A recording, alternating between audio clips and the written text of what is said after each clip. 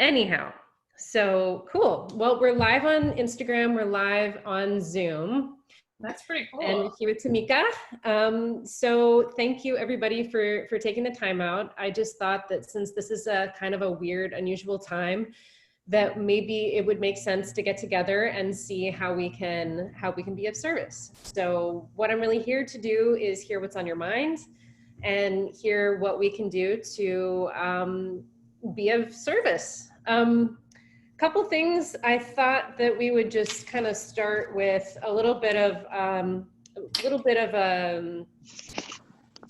of like an explanation to ease things in. Hey there, Dan. Hi. Hi. Aaron, how are you? Aaron Merritt, a beautiful cellist. How are you? You know, good times.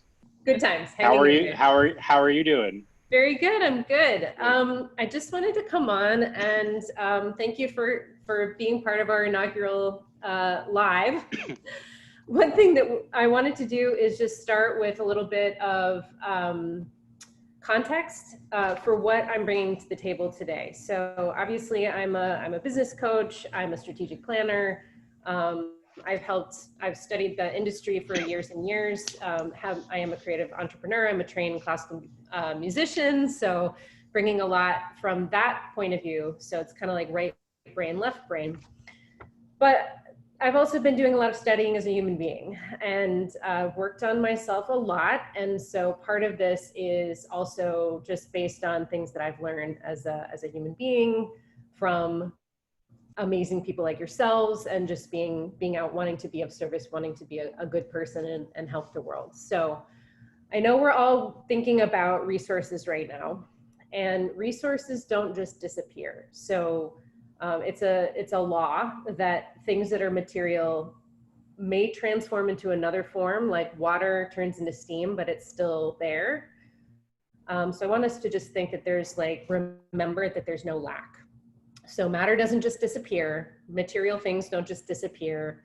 They're just in another form. Right now, there's a lot of energy around fear and anxiety and lack, but the resources are still there. And in fact, anytime we've been in a crisis, whatever that word means, of lack of resources, we have come back stronger, bigger, more prosperous. So just things are maybe in a different form right now, but they're not gone.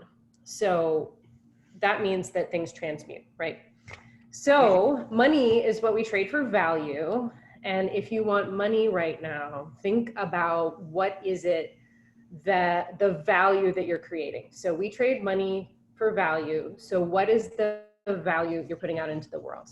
And one of the things that I'm often coaching people is that if you are feeling like things aren't coming to you, you can change up the energy and get the universe to pay attention by putting something out in the world. And I work with a lot of creatives. So this is a time to share. This is a time to generate and create. So what you're doing there is you're making use of your gifts and your talents, and you're actually creating value. So at a certain point, it's just a law, like what you're putting out there comes back to you. So if you're putting value into the universe, it's going to come back to you. Okay. Mm-hmm. So also think about what is your emotional and mental focus on. So if your emotional and mental focus is on lack, your focus is on lack. The things we focus on get bigger. So therefore, if you want to have not lack, think about where your focus is. Be very mindful of what you're creating, what you're sending out in your own energy. I know I just paid a bill, and I've started thinking about it as, you know what? When you pay a bill, you create space in your account for more funds to come in. So I know it's kind of a game I play with myself, but I was watching a video the other day where there was a Japanese billionaire who just got into the practice of when he was walking from place to place, from his office to his home, from his home to the grocery store, he would just think about the money he had. Number one, he was super thankful for it. And number two, he actually said, arigato money. So to me, that's kind of a beautiful thing, because it's like acknowledging that just as you receive, you're also giving out. So I think when we get into times of fear, we want to hold on to things because, again, we're kind of scared of lack. But when you hold on to things, you break the cycle, because money is a resource just like love. You're not intended to hoard it and hold on to it. You're intended to put it into use. So I think of it as this kind of like revolving resource. And just like love has no end, if you really can connect with that feeling on your own, you don't need it to come from somebody. You just trust it's there, just the same as you believe that air is going to be there for you to breathe. So the resources are always there for us. And when we focus on, the natural cycle of in and out, anytime we clear space, it gets filled. So if you're clearing space in your account for more funds, maybe it's going to be more funds than it was before. But when we have a healthy attitude toward the value that we're creating, and also that there is always space for new, as long as we don't see the space as fearful, we're creating space in a positive kind of way for that. Okay, so focus on the value you want to have it come back to you in. So when you think about what is the value in the form, if it's money, what can you do to put money into the world? And this could be an act of service because that has value to it. It could be donating. So one of the things that I'm really proud to be involved with is an organization called Guitars Over Guns. And they provide youth music enrichment activities after school. They pair a young person who is experiencing challenges for a variety of reasons with somebody who really cares about them and cares about their creativity. And that becomes a caring adult that they might not have had access to. So obviously schools are closed right now, so the programs are not happening. But one of the things that, so they're one of my clients, and I'm very proud of that. They do excellent work. They actually sent out an email, I think on Tuesday, that just underlines what I'm talking about, which is they thought about the value of the program, and the value of the program for them is pretty much the mentors who deliver the services. So they actually, I got this email, I'm gonna post it on social later because I was so uplifted by it. But basically they're saying, we've committed to our mentors to pay them through the end of the school year. They're relying on us, we're not gonna walk away. So they actually committed financially despite this uncertainty, specifically because they believe the value is there and that the people are really the value. When you look at anything behind the curtain, you're gonna find that there's a human being behind everything that you value. So I value having water. I value having my amazing partner made me a sandwich today I didn't ask for. It's just like there's a human being behind a lot of the things that we value. So I was very excited to see that email from Guitars Over Guns, and I actually made a donation because I was really inspired by that. And paying it forward, is something that I really believe in. So they are holding space and keeping it for people, and that is also a way of creating value. Money is not the only thing that we value. It's not the only way that you can show your value. So when you think about focusing on the thing that you have control over, focusing on the thing that you are able to create in the world is also what you're going to bring back to yourself. So cool. And actually, I see that we're joined by Andrew, who's part of the Guitars Over Guns team, which is awesome. Hi to everybody who's joining on Instagram. Marika, I see Catherine, I see Jefferson. Great to see everybody. Thanks for joining. We've got Tamika and Aaron and Andrew. So I also want to say, maybe this is a good time to be calm and know that regardless of what has happened, whatever crisis we faced, and I lived in New York during 9/11, and I know what a weird time that was, but this is a moment of opportunity. It's these times when I'm already seeing huge movements of love and generosity take place. So there is something that we're not hearing in the news about the people who are calm and paying it forward. We're not hearing about the stuff that is just human generosity, but I'm seeing it. I was traveling a bit. I'm home now, but I was traveling for a bit, and it was very interesting to see people just being human beings and helping one another. So I think during times of uncertainty, that's also something that is a consistent thing. There's always generosity. And I don't think that we are generous enough a lot of the times. I know, what I learned in my own personal growth when I was in music school, like it's not something that is necessarily, sorry, I'm getting a call. It's not something that necessarily is a warm, fuzzy place, that it's criticism based because it wants you to move forward. It wants you to grow and improve your skills. So therefore it's something that is, I don't know, maybe Aaron wants to say more about this because I know he and Andrew are both trained musicians, but I learned to be very critical of myself, and what I perceived, and maybe it was just me at the time, was that I was afraid that if I was generous to somebody, somehow I would get less. And there's a lot of competition. Everybody was so good at everything, coming from, a small place into the big city, age 18, and, being one of many, many, many talented people there, far, far more talented people than I was. I remember just thinking, I feel small, and when I'm generous, I feel like I'm going to somehow get lost in that.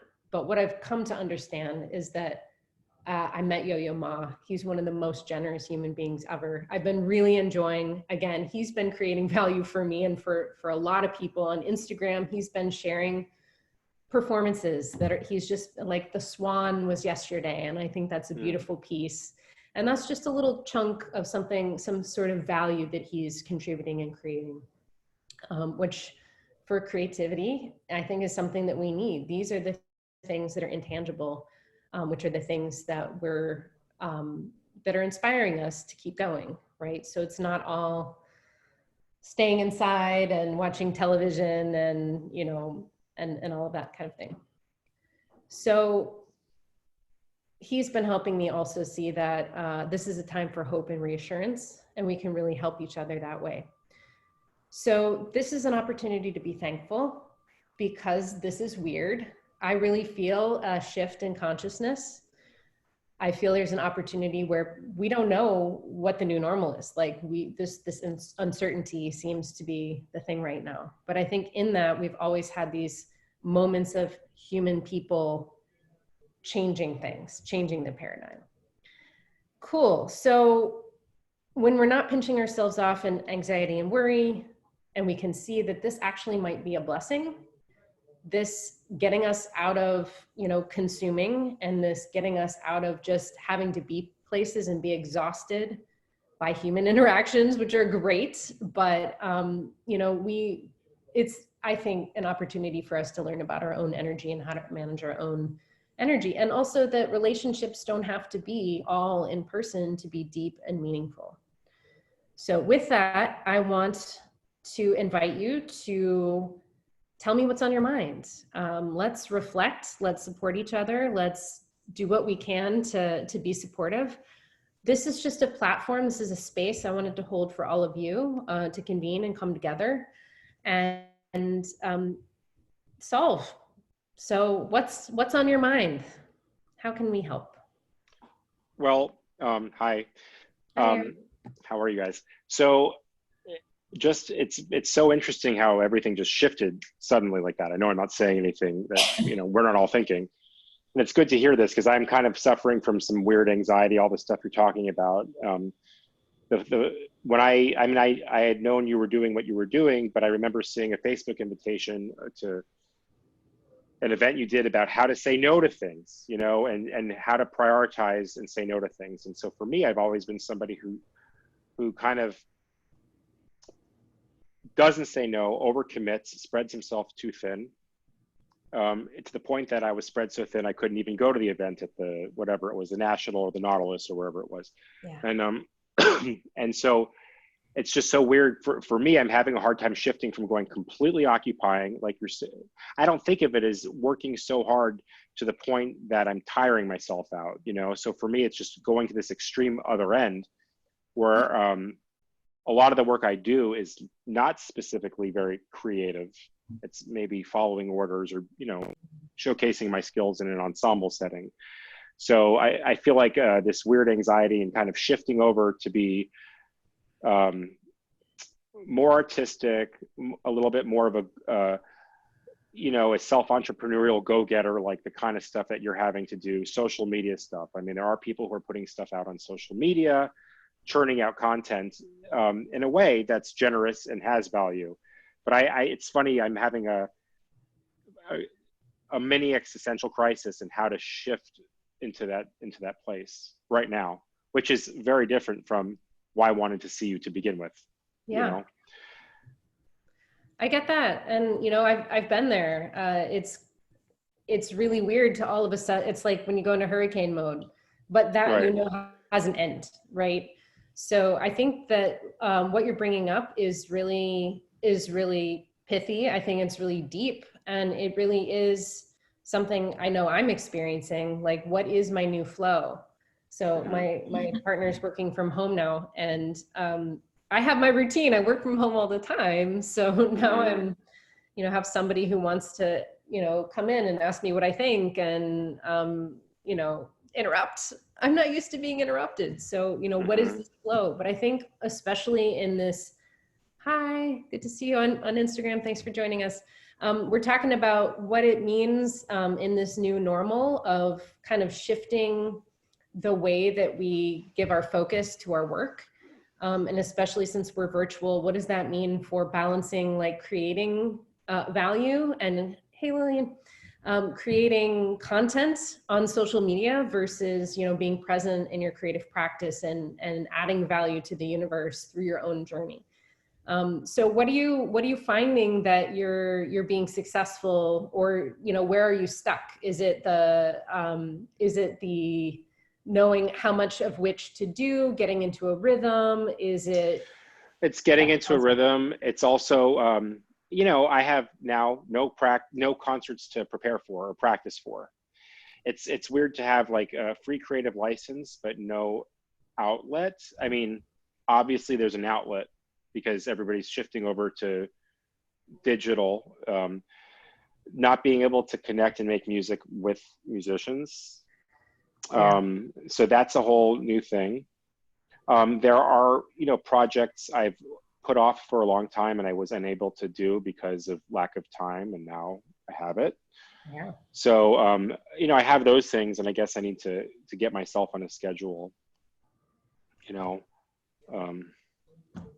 I love that. I actually just got, I'm always looking at new time management ways to handle my life.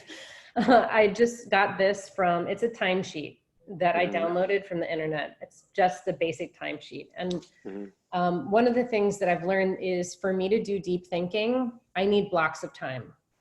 And that means that I'm not answering emails. I'm not looking at my phone.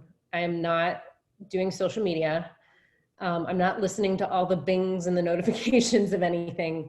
I know, like right now I'm writing a strategic plan for a foundation. I cannot do that work if I'm looking at my email, because I just really need to get into what is the solution that we're looking at, and what is, you know, the way that I do it is I analyze here's what's happening, people, and then here are the things that I think we can do in this order. But for me to get into that writing spot is very different from, and also, you know, I blog usually monthly or a little bit more. So knowing what kind of energy I need and when I'm best at doing that, I actually structure my day. Let me see so here's today.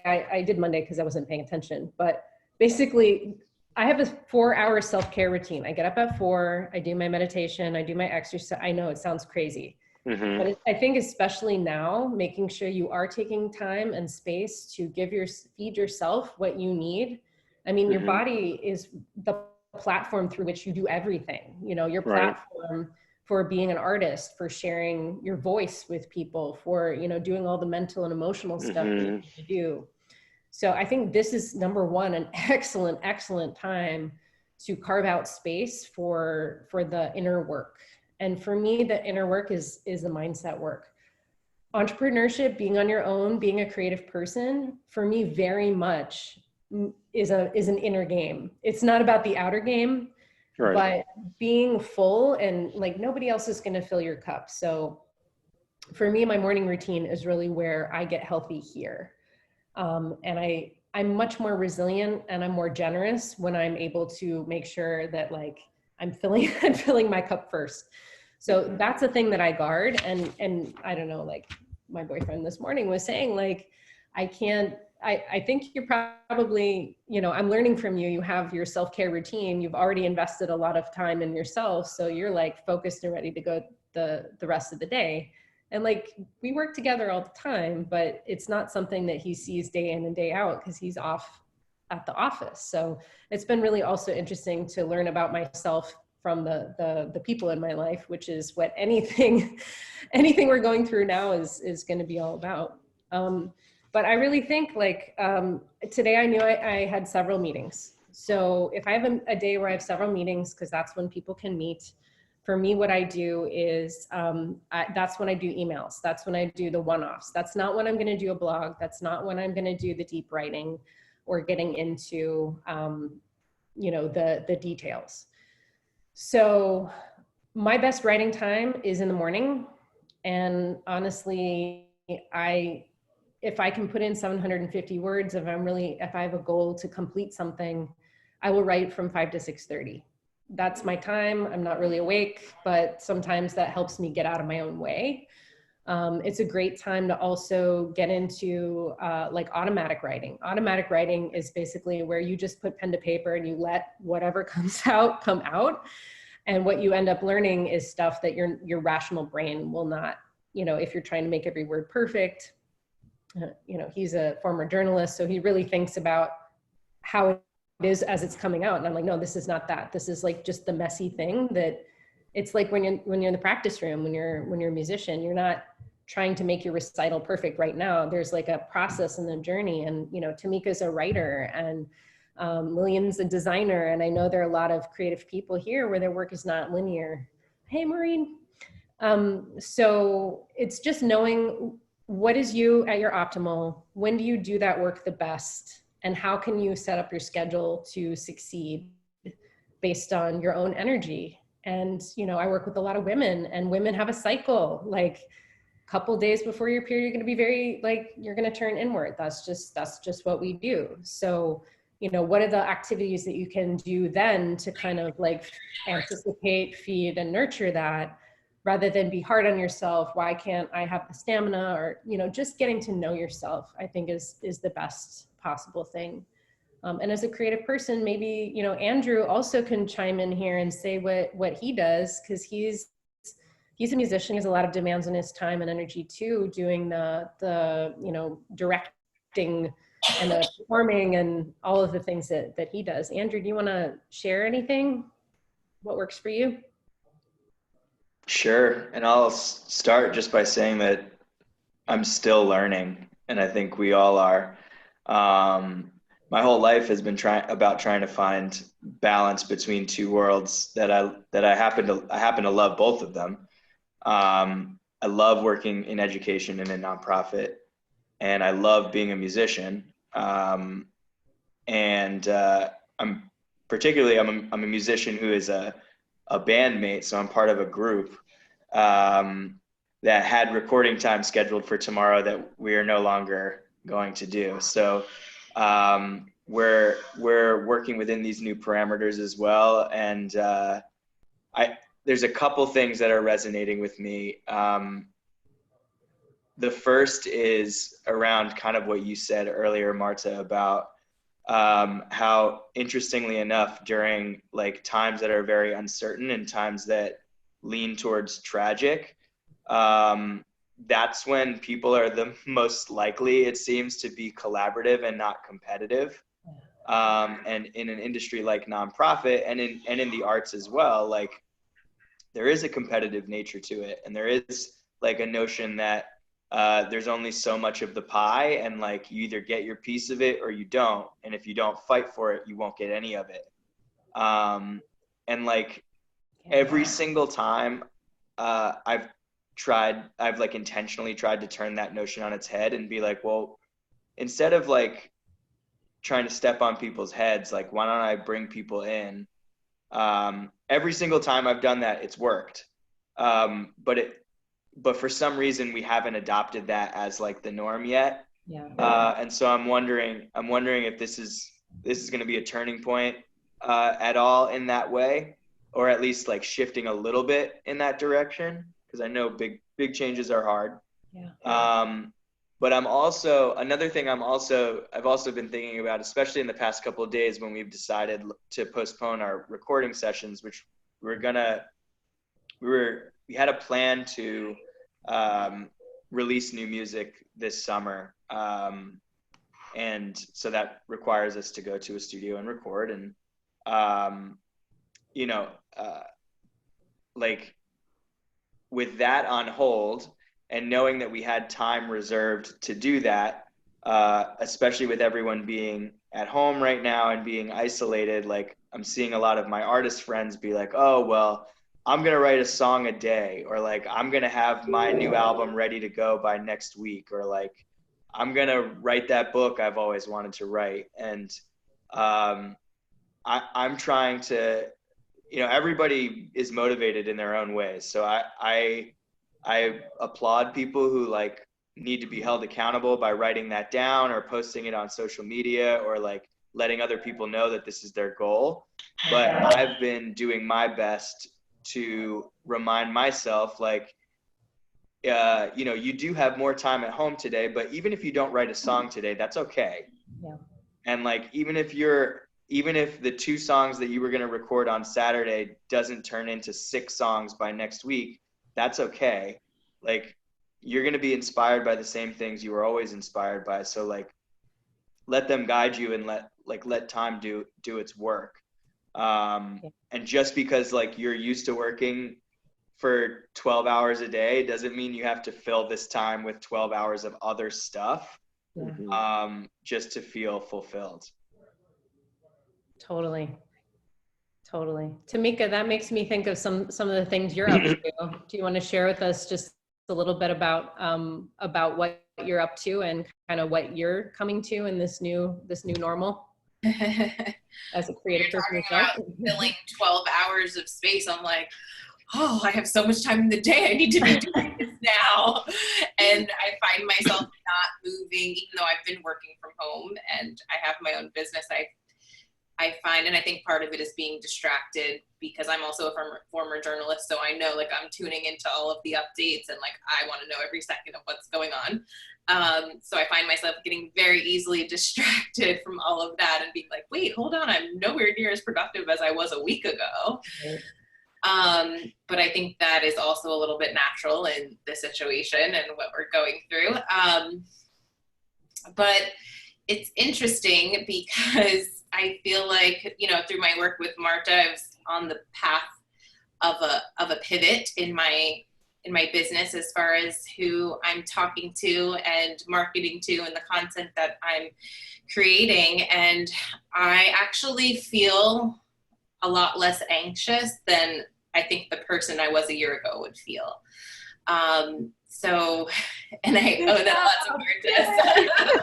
I know she's like, so happy I'm saying this. No, but it's so true.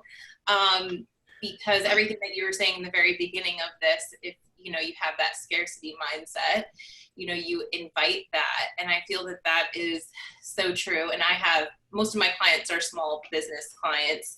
So there's definitely a little bit of anxiety that comes from that because I know that not all of them will necessarily have the means to continue working with me. And I've had some of those conversations already, but those that have come to me and said some of those things are like, I don't know if I'm still going to be here in a month and I need to discount my services to my clients. And I'm just thinking, wait, why? Just hold on. Let's take it down a notch. Everybody calm down. It's only been a week. Let's just see how things go. And I see the clients that are in panic mode and self-destruct mode in a sense, or just like the house is on fire, which I get it is to a degree. And that was definitely my personality in the past. And now I'm just like, okay, how can we turn this into an opportunity? Because I think there are opportunities here. And I don't mean that to sound opportunistic, but just like maybe making a pivot, like you said, offering value. I think it's fair to say that in this case, small businesses are not necessarily going to be the ones that can buy certain services in this time, but that just might mean we all have to change our approach as entrepreneurs and be flexible, but not say, hey, everything's going to end. Yes, the economy is going to take a hit. It's going to be hard for everybody, but let's just figure out how we can adapt. And I think operating from that mindset instead of, like you said, the scarcity mindset will invite more of the positive in. Yeah. Does that sound right? I mean, I'm just trying to think in that way and not go into panic mode. Well, yeah, I mean, that makes sense to me. And actually Seth Godin had something about that in his blog yesterday, which basically is like, if there's 6 people freaking out, it's going to spread faster than if there is one person freaking out on their own, right? But this is where I think we can ignite each other around the beauty and the opportunity, like you're saying, and really think about, you know, how are we creating value for one another, even if it's not necessarily monetary right now. And yeah, I think we're going to have to be looking, we're going to have to be creative. So, you know, because the old ways are breaking down. This is very clear, like the way we've been operating is not going to be what we do in the future. And that's a beautiful thing. If you think about it, we're being disrupted, but it's what we do with it, to your point. Right. Well, we're over time. I know it really fast, but I'm planning to do this absolutely every weekday at 3. So same link. Feel free to come back on Monday. Think about how, you know, if there's something, I'm not going to lecture the whole time, but if there's something that you want to explore, go deeper into, you know, DM me, email me. I'm here to help you. And it's been really a nice conversation this afternoon. So thank you, everybody. Thank you. And Thank you. hopefully we'll see you on Monday or some other time. Thank you so much. Thank you. Bye-bye. Bye. Have a good one.